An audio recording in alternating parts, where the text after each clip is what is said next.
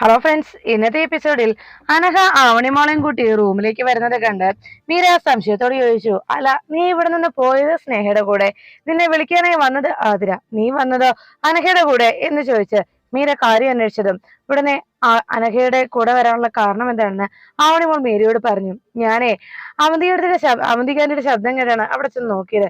അപ്പോഴാണ് അവന്തികാന്റി അല്ല, ഈ ആന അവിടെയുള്ള ഞാൻ അറിഞ്ഞില്ല, അല്ല ഈ അനഘ അവിടെയുള്ള ഞാൻ അറിഞ്ഞില്ല എന്ന് ഉടനെ അവളെ തിരുത്തി പറയുമ്പോ ആ വാക്ക് കേട്ട് കലിയോടെ അനഘ നിന്നു. അനഘ പറഞ്ഞു മീരയോട്, അതെ നിങ്ങളുടെ ഈ കുരിപ്പിനെ ഉണ്ടല്ലോ മര്യാദയ്ക്ക് നിർത്തിക്കോണം, എന്റെ റൂമിൽ വന്ന് ഒളിഞ്ഞു നോക്കി അത് പറയാനാ ഞാൻ വന്നത് എന്ന് പറയുമ്പോ അനഘയുടെ ആ മറുപടി കേട്ട് മീരയ്ക്ക് ചിരി വന്നു. അപ്പോഴേക്കും സ്നേഹ അവിടേക്ക് വന്ന് ചോദിച്ചു, എന്താ എന്താ ഇവിടെ പ്രശ്നം? അപ്പോഴാണ് മീര പറഞ്ഞത്, അതെ എന്റെ മോളുണ്ടല്ലോ ഇവളുടെ റൂമിൽ ചെന്ന് ഇവളെ ഒളിഞ്ഞു നോക്കിയെന്ന്, അല്ലെങ്കിലും ഇവളെ ഈ ഒരു കോലത്തിൽ വന്നാൽ ഇതുപോലെ ഈ മേക്കപ്പ് ഇട്ടിട്ട് വന്നിട്ട് പോലും ഇവളെ ഒന്ന് നോക്കാൻ പോലും തോന്നില്ല. അപ്പോഴാ ഇവളുടെ റൂമിൽ ഇനി ഒളിഞ്ഞു നോക്കുന്നത് എന്തിനാണോ എന്തോ എന്ന് പറഞ്ഞ് മീര അങ്ങനെ നിൽക്കുമ്പോ ഉടനെ ആവണിയോട് ദേഷ്യത്തോടെ അനഘ പറഞ്ഞു, നീ എന്താടി പറഞ്ഞത്?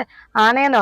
ഏത് സമയവും ഈ രൂപമല്ല നീ കാണുന്നത്, അപ്പൊ പിന്നെ നിനക്ക് കാണുന്നവരൊക്കെ ആനയായിട്ട് തോന്നും എന്ന് അനഘ ദേഷ്യത്തോടെ പറയുന്നത് കേട്ട് അത് കേട്ടുവെന്ന് മീര പറഞ്ഞു, അതെ നീ എന്നെ അങ്ങനെ കളിയാക്കണ്ട, അതെ ഞാൻ ആനയാ, എന്താ നിനക്ക് കുഴപ്പം?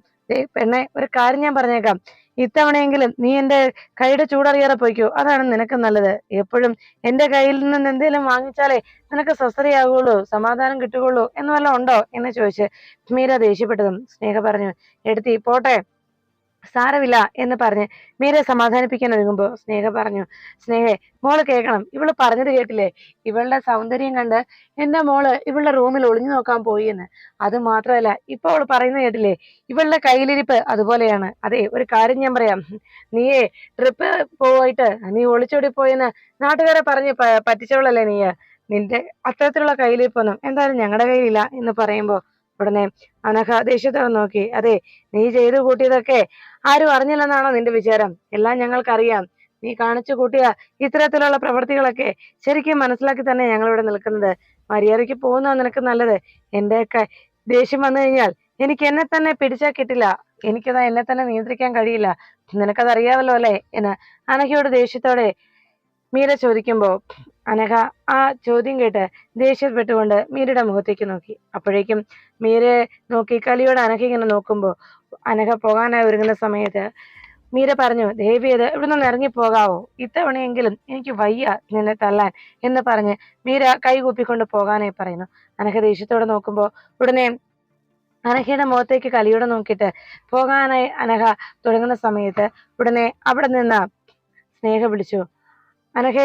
ആ വിളി കേട്ടതും അനഘ പിന്തിരിഞ്ഞു നോക്കുമ്പോ സ്നേഹ വിളി കേട്ടിട്ട് നോക്കുന്നത് കണ്ട് അനഘയുടെ സ്നേഹ പറഞ്ഞു, അതെ ഈ ഒരു ടൂർ വന്നത് എല്ലാവരും ഒന്ന് സന്തോഷത്തോടെ അടിച്ചു പൊളിച്ചു പോകാനാണ്.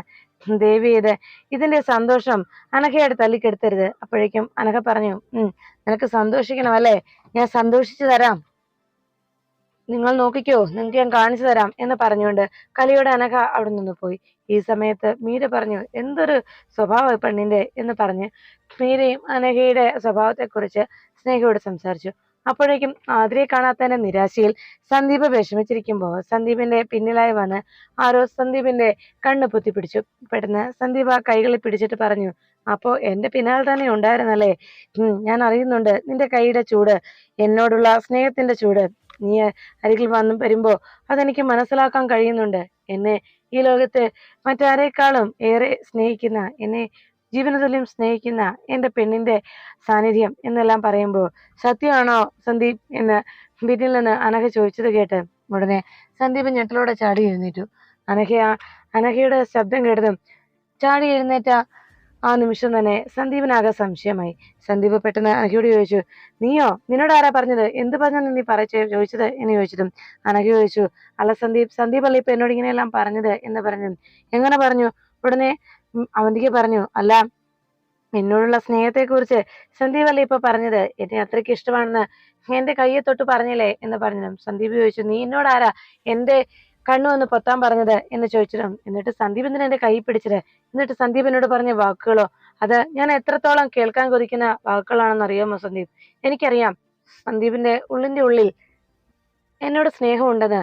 ഇനിയും ആ സ്നേഹം എന്തുകൊണ്ടാണ് സന്ദീപ് പ്രകടിപ്പിക്കാതെ എന്നെ കാണുമ്പോഴൊക്കെ എന്നോട് ഇങ്ങനെ വെറുപ്പും അകൽച്ചയുമൊക്കെ കാട്ടുന്നത് എന്ന് സന്ദീപിനോട് അനഘ ചോദിക്കണം. അനഘയുടെ ചോദ്യം കേട്ടതും സന്ദീപ് പറഞ്ഞു, ഏയ് അങ്ങനെയല്ല, സത്യം ഞാൻ പറഞ്ഞത് നിനക്ക് മനസ്സിലാകാൻ കഴിയാത്തത് കൊണ്ടാണ്. ഞാൻ ചോദിച്ചത് അങ്ങനെയൊന്നും അല്ല എന്ന് പറഞ്ഞു. സന്ദീപിനോട് വീണ്ടും അനഘ പറഞ്ഞു, എനിക്കെല്ലാം മനസ്സിലാവുന്നുണ്ട് സന്ദീപ്. സന്ദീപ് മനഃപൂർവ്വം എന്നിൽ നിന്ന് അതെല്ലാം മറച്ചു വെക്കുകയാണ്, എനിക്കറിയാം. പിന്നെ ഒരു കാര്യം ഞാൻ പറയാം, സന്ദീപിന് എന്നോടുള്ള ഇഷ്ടം അത് ഞാൻ ഇപ്പോൾ തിരിച്ചറിഞ്ഞു കഴിഞ്ഞു. ഇനിയും അധിക നാൾ ഇങ്ങനെ പോകാൻ ഞാൻ ആഗ്രഹിക്കുന്നില്ല എന്നല്ല സന്ദീപിനോട് അനഘ ഇങ്ങനെ സംസാരിക്കുമ്പോൾ സന്ദീപിനെ അന്വേഷിച്ച് വരുന്ന ആതിര സന്ദീപിനരികിൽ നിന്ന് അനഘ സംസാരിക്കുന്ന കാഴ്ച കണ്ടു. അത് കണ്ടതോടെ നിരാശയോടെ ആതിര അവിടെ നിന്ന് പോകുന്നു. ഈ സമയത്ത് സന്ദീപിനോട് അനഘ പറഞ്ഞു, സന്ദീപ് പറഞ്ഞ വാക്കുകളില്ലേ, അത് ഒത്തിരി നാളായി സന്ദീപിന്റെ നാവിൽ നിന്ന് കേൾക്കാൻ ഞാൻ കാത്തിരിക്കുകയാണ്.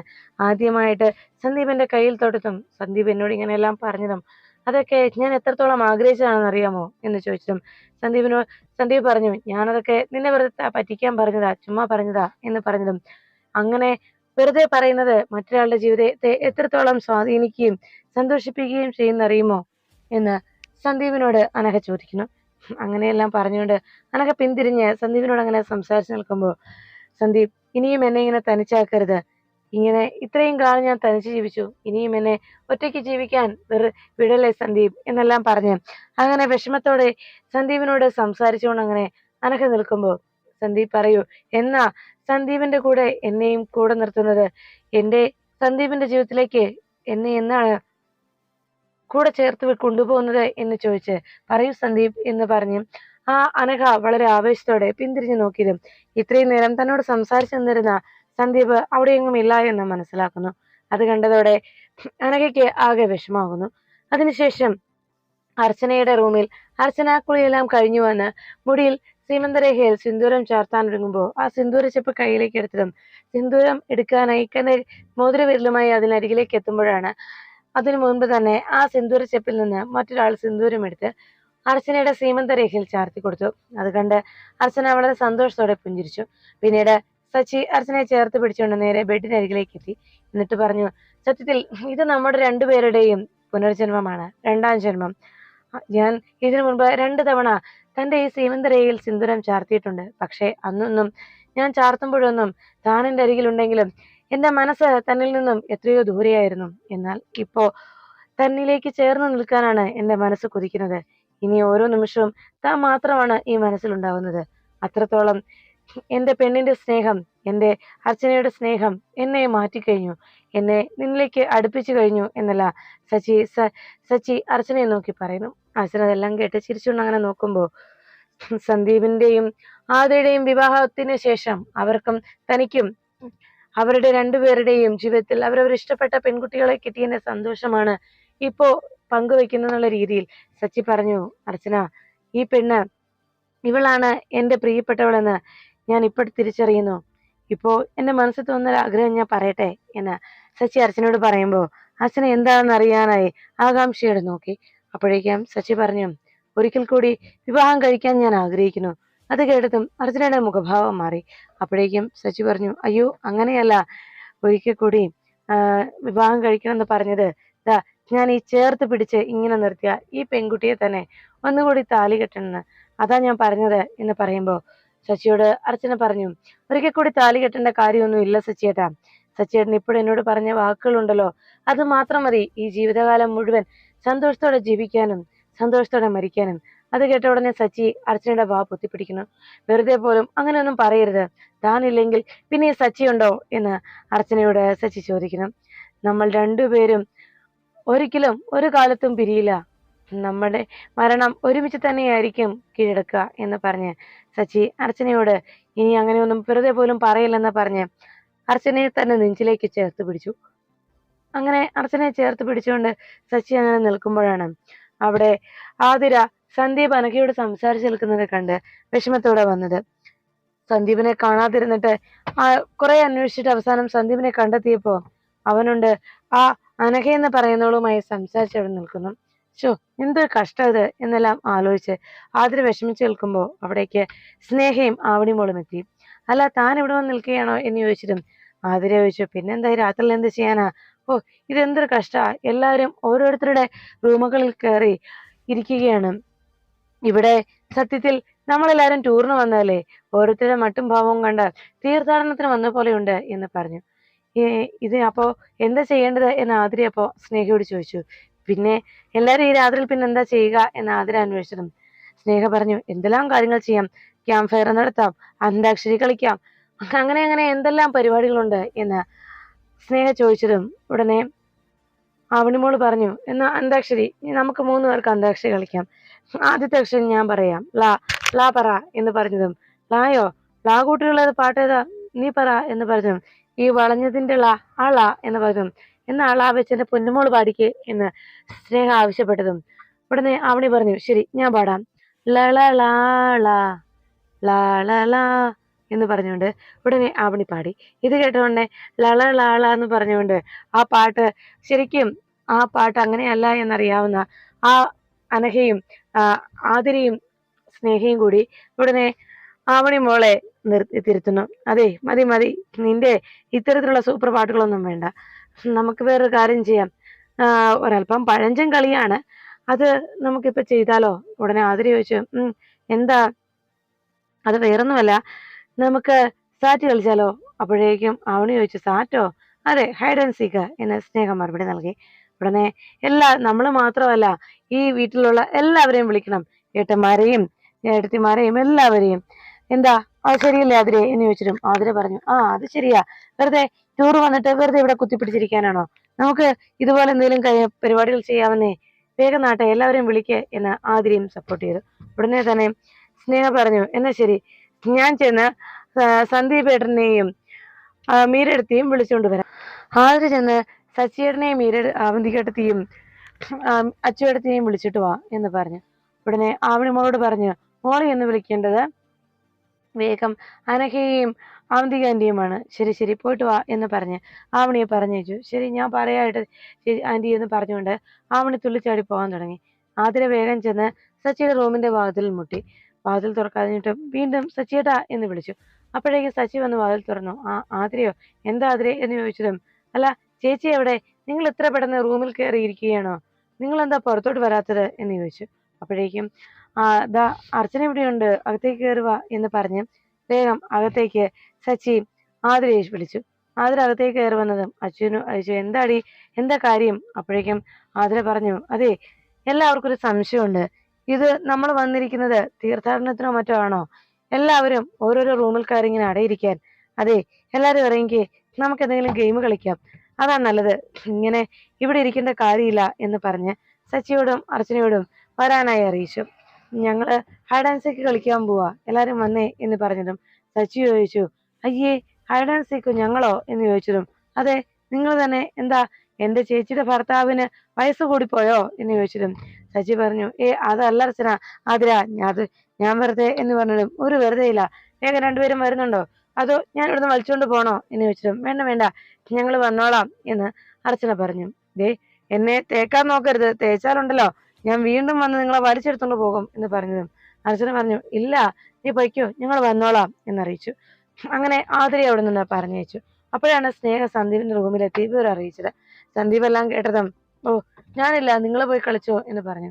ഇപ്പോഴല്ലേ ഈ ഹൈഡ് ആൻഡ് സീക്ക് ഒക്കെ കളിക്കുന്നത്, എനിക്ക് പറ്റില്ല, ഞാനാകെ ടയേർഡാണ് എന്നൊക്കെ സന്ദീപ് പറഞ്ഞതും ഉടനെ സ്നേഹ പറഞ്ഞു, അങ്ങനെ പറയല്ലേ, സന്ദീപേട്ടാ എന്ന് പറഞ്ഞ് സന്ദീപിനെ നിർബന്ധപൂർവ്വം വിളിച്ചു.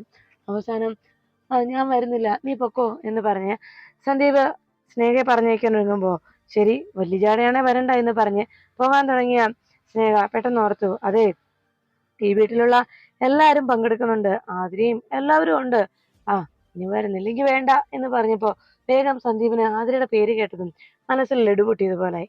ഉടനെ സന്ദീപ് പറഞ്ഞു, അല്ലെങ്കിൽ വേണ്ട, ഞാനും വരാം, നിനക്ക് ആ ഭാഗം സെന്റി ആയാലോ എന്ന് ചോദിച്ചതും, എനിക്ക് സെന്റി ഒന്നുമില്ല, അങ്ങനെയല്ല, എനിക്കറിയാം നിങ്ങൾക്ക് വല്ലാതെ സെന്റിമെന്റ്സ് വർക്കൗട്ടായി, അതുകൊണ്ട് വേണ്ട, ഞാനും വന്നേക്കാം എന്ന് പറഞ്ഞ് സന്ദീപ് വേഗം താനും കൂടെ വരുന്നുണ്ട് എന്ന് പറഞ്ഞുകൊണ്ട് അർച്ചനയോട് ആതിരയുടെയും അർച്ചനയും എല്ലാവരും ഒന്നിച്ചാണ് ഗെയിം കളിക്കുന്നത് അറിഞ്ഞോടെ സ്നേഹയുടെ പിന്നാലെ പോകാൻ തയ്യാറാകുന്നു. ഈ സമയത്ത് ആവണി സ്നേഹയ്ക്കരികിലെത്തി പറഞ്ഞു, ആന്റി, ഞാൻ അമ്മയെ വിളിച്ചിട്ടുണ്ട് കേട്ടോ. ഉടനെ സ്നേഹ പറഞ്ഞു, ശരി എന്നാ മോള് ചെന്ന് അനഘയെ വിളിക്കേ. അങ്ങനെ പറഞ്ഞുകൊണ്ട് ആവണി വേഗം അനഘയെ വിളിക്കാനായി എത്തി. അനഘ വാതിൽ തുറന്നതും ആവണി മോളെ കണ്ടതോടെ ചോദിച്ചു, എന്താടി നീ ഇപ്പോഴും സംസാരം കേട്ടിട്ട് വന്നാണോ? എന്നാലേ ഇവിടെ സംസാരിക്കാൻ വേറെ ആരുമില്ല, ഞാൻ മാത്രമേ ഉള്ളൂ. ഉടനെ തന്നെ ആവണി പറഞ്ഞു, ഓ അത് ശരി, അതെനിക്കറിയാം. ഞാൻ വന്നത് അതുകൊണ്ടൊന്നും അല്ല, എല്ലാവരും ഗെയിം കളിക്കാൻ പോവാ, അങ്ങോട്ട് വിളിച്ചോണ്ട് വരാൻ പറഞ്ഞു, അതിനാ വന്നത് എന്ന് പറഞ്ഞ് ആവണി പോകാൻ തുടങ്ങി. ഗെയിമോ? നിങ്ങൾക്കൊക്കെ തലയ്ക്ക് എന്താ ഓളം ഉണ്ടോ? ഇത്രയും യാത്ര കഴിഞ്ഞു വന്ന് ഗെയിം കളിക്കാൻ? അതെ, അവിടെയുള്ളവരെ പോലെ തലയ്ക്ക് വട്ടെനിക്കില്ലെന്ന് പറഞ്ഞേക്ക് എന്ന് പറഞ്ഞ് അനഘ അവിടെ ഇരിക്കുമ്പോ എന്നാ ശരി എന്ന് പറഞ്ഞ് ആവണി പോകാൻ തുടങ്ങിയപ്പോഴാണ് അനഘയ്ക്കൊരു കാര്യം ഓർമ്മ വന്നത്. അനഘ വേഗം ആവണിയെ വിളിച്ചിട്ട് ചോദിച്ചു, അതെ ആരൊക്കെ ഉണ്ടെന്നാ പറഞ്ഞത് എന്ന് ചോദിച്ചിട്ടും എല്ലാരും ഉണ്ട്. അപ്പൊ എല്ലാരും ഉണ്ടെന്ന് പറഞ്ഞ ആതിര ആന്റിയും അച്ചു ആന്റിയും സച്ചി അങ്കിളും എല്ലാവരും ഉണ്ട്. ഓ അത് ശരി, അങ്ങനെയാണെങ്കിലേ നീ ഇത്ര വന്ന് എന്നെ വിളിച്ചതല്ലേ, അതുകൊണ്ട് വരാതിരിക്കുന്നത് മോശമാ, ഞാൻ വരാം എന്ന് വാക്ക് നൽകുന്നു. അങ്ങനെ സന്ദീപും വന്നതുപോലെ തന്നെ അനഘയും വാക്ക് കൊടുത്ത് അനഘയും വരാൻ തയ്യാറായി. പിന്നീട് ഹാളിലേക്ക് എല്ലാവരും എത്തി. അവിടെ മീരയും സച്ചിയും അർച്ചനയും ഒഴികെ അവന്തികയും ഒഴികെ ബാക്കി എല്ലാവരും ഗെയിം കളിക്കാനായി ഓടുന്നു. ആദ്യം ആവണി മോൾ എണ്ണി, എന്നിട്ട് ആവണി മോൾ അന്വേഷിച്ച് പോകാൻ തുടങ്ങുമ്പോൾ മീര ആവണി മോളെ പിടിച്ചു നിർത്തി അനഘ എവിടെയാ ഉള്ളതെന്ന് പറഞ്ഞു കൊടുത്തു. അനഘയുടെ കാര്യം പറഞ്ഞു കേട്ടതും ആവണി മോള് വേഗം അനഘ എവിടെയാണെന്ന് പോയി കണ്ടെത്തുന്നു. അങ്ങനെ അനഘയെ സാറ്റടിച്ചു. അതിനുശേഷം ആവണി മറ്റുള്ളവരെ അന്വേഷിച്ചു പോകുമ്പോൾ ഒളിച്ചിരുന്ന ആതിരയും സന്ദീപും ഓടി വന്ന് സാറ്റടിക്കുന്നു. ആ സമയത്ത് അനഘയെ തട്ടി മാറ്റിയിട്ടാണ് സന്ദീപ് സാറ്റടിക്കാനായി ഓടിയെത്തിയത്. സാറ്റടിച്ചു കഴിയുമ്പോൾ സന്ദീപും ആതിരയും പരസ്പരം നോക്കി നിൽക്കുന്നു. ഉടനെ തന്നെ രണ്ടുപേരെയും സന്തോഷം കണ്ട് ഇഷ്ടപ്പെടാതെ അനഘ നിന്നു. അപ്പോഴാണ് അവിടെ എത്തിയ ആവണിയോൾ പറഞ്ഞത്, അതെ, ഞാൻ ആദ്യം കണ്ടത് അനഘാന്റിയാണ്, അതുകൊണ്ട് അനഘാന്റി എണ്ണണം.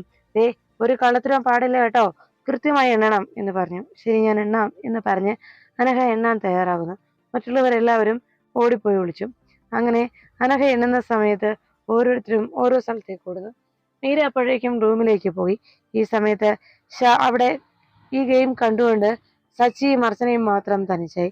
അപ്പോഴാണ് ആതിര ഒളിക്കാനായി മുകളിൽ സ്റ്റെയർ കയറി അവിടെ ബാൽക്കണിയിലൂടെ ഓടുന്ന സമയത്ത് പെട്ടെന്ന് ആതിര ആരോ അകത്തേക്ക് പിടിച്ചു വലിച്ചു. ആതിര പേടിച്ച് എന്ന് അയാൾ അരികിലേക്ക് ചെന്നിരിക്കുമ്പോൾ പുഞ്ചിരിച്ചുകൊണ്ട് തന്നെ മുന്നിലിരിക്കുകയാണ് സച്ചിയും ആതിരയും. സച്ചിയെ കണ്ടതും ആതിര അതിശയത്തോടെ നോക്കി. അപ്പോഴേക്കും അനഘ ഓരോരുത്തരെയായി എവിടാണുള്ളത് എന്നറിയാനായി ഓരോ റൂമിലും കയറി ഇറങ്ങുന്നു. അങ്ങനെ അനഘ എല്ലായിടത്തും പോയി നോക്കുമ്പോൾ അവിടെ സച്ചിയും ആതിരയും അനഘയുടെയും മറ്റെല്ലാവരുടെയും കണ്ണു വെട്ടിച്ചതിന്റെ സന്തോഷത്തിൽ അവിടെ ഇരുന്നു.